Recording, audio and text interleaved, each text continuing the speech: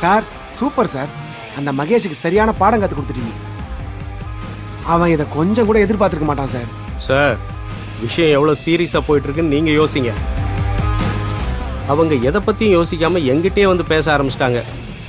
அன்பு வெளியே கொண்டு வர என்ன வேணாலும் செய்ய தயாரா இருக்காங்க. சார் நீங்க எங்க பக்கம் இருக்கிற வரைக்கும் எங்களுக்கு என்ன சார் பிரச்சனை?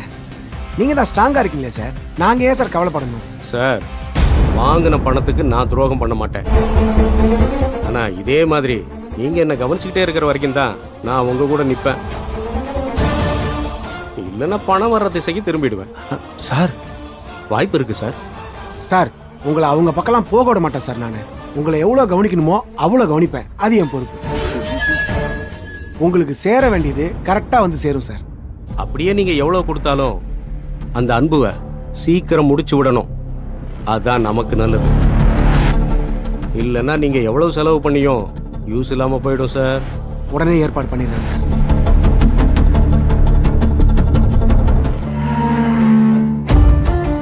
Sir, file. வா.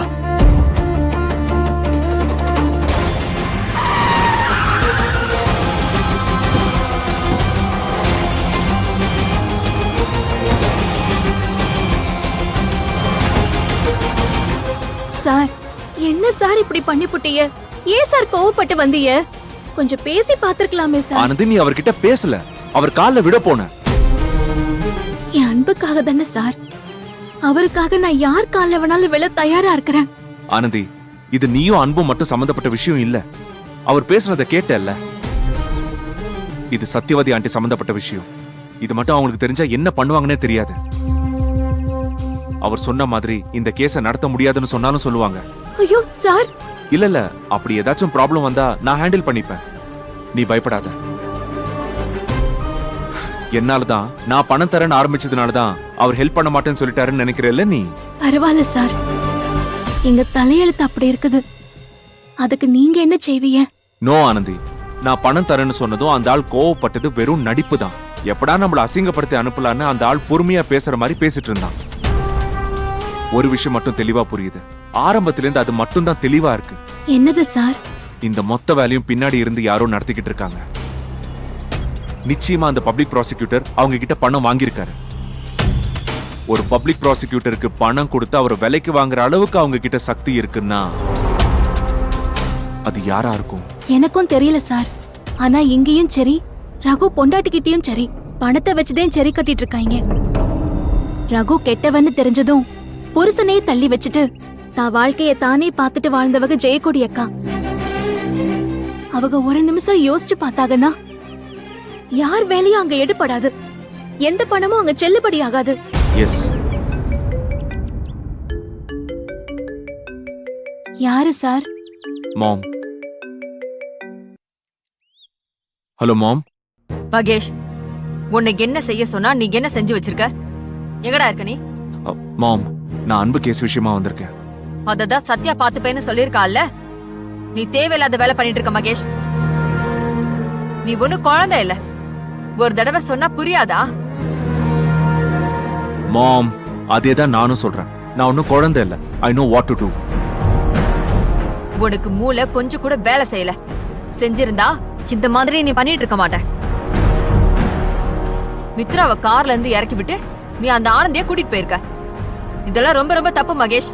மாம், நான் எந்த வேலைக்கா கிளம்புனோ அதை விட இப்ப வந்திருக்கிற வேலை தான் ரொம்ப முக்கியமான வேலை. அந்த வேலையை இன்னைக்கு இல்லைன்னா நாளைக்கு கூட பாத்துக்கலாம். ஆர் எல்ஸ் நான் இல்லைன்னா மித்ரா கூட நேரா போய் பார்த்துட்டு வரலாம். மித்ரா தனியா போய் பார்த்துட்டு வரத பத்தி நீ பேசாத. அவ உன் கூட வரணும்னு தானே அவ்வளவு ஆசையா கிளம்புனா. அன்பு கேஸ் முடியற வரைக்கும் இந்த மாதிரி விஷயங்கள்லாம் என்கிட்ட பேசாதீங்க மாம். முடிஞ்சாலும் இதெல்லாம் பேசாதீங்க. என்னோட லைக்ஸ் அண்ட் டிஸ்லைக்ஸ்க்கு எப்பதான் நீங்களா ரெஸ்பெக்ட் கொடுக்க போறீங்கன்னு எனக்கு தெரியல. கல்யாண விஷயத்துல உனக்கு நிறைய டைம் கொடுத்தாச்சு மகேஷ். இதுக்கு மேல உன் விருப்பத்தை பத்தி நாங்க கவலைப்பட போறதே இல்ல. உனக்கு எது தேவை எது தேவையில்லைங்கிறத பத்தி மட்டும்தான் நாங்க இப்ப யோசிப்போம். அதே மாதிரி எல்லா விஷயங்களையும் யோசிங்க மாம். அன்பை வெளியில கொண்டு வர்றதுதான் இப்போ எனக்கு தேவை. அதுதான் எனக்கு முக்கியம். புது வீட்டை போய் பார்க்கறது இல்ல. Mahesh, you are crossing the limits Mahesh. இதுக்கு மேல பொறுத்துட்டு இருக்க முடியாது. டாட், இப்ப உடனே கிளம்பி நீ வீட்டுக்கு வரலன்னா நான் சத்யா கிட்ட சொல்லி அன்பு கேஸ நடத்த வேண்டாம்னு சொல்லிடுவேன். No dad, this is not fair. கொஞ்சம் கூட நியாயம் இல்லாம பேசுறீங்க. உன் நியாயம் உனக்கு பெருசா இருக்குல்ல, அப்ப நாங்க எங்க நியாயத்தை மட்டும்தான் பார்க்க முடியும். இன்ஃபேக்ட் எனக்கே அன்பு மேல சந்தேகம் இருக்கு. அவனுக்கு ரகுவை கொலை பண்றதுக்கான எல்லா மோட்டிவும் இருக்கு. இப்ப ஆதாரமும் கிடைச்சிருக்கு. அவனால கம்பெனிக்கு தான் கெட்ட பேரு. டாட் ப்ளீஸ், உங்ககிட்ட இருந்து நான் இதை கொஞ்சம் கூட எக்ஸ்பெக்ட் பண்ணல. But it's okay. ஆனா ஒரு விஷயத்தை நல்லா புரிஞ்சுக்கோங்க, சந்தேகத்துல மட்டும்தான் அன்பு அரெஸ்ட் பண்ணிருக்காங்க. அவன் தான் கொலை செஞ்சான்னு எந்த ப்ரூஃபும் இல்ல டாட்.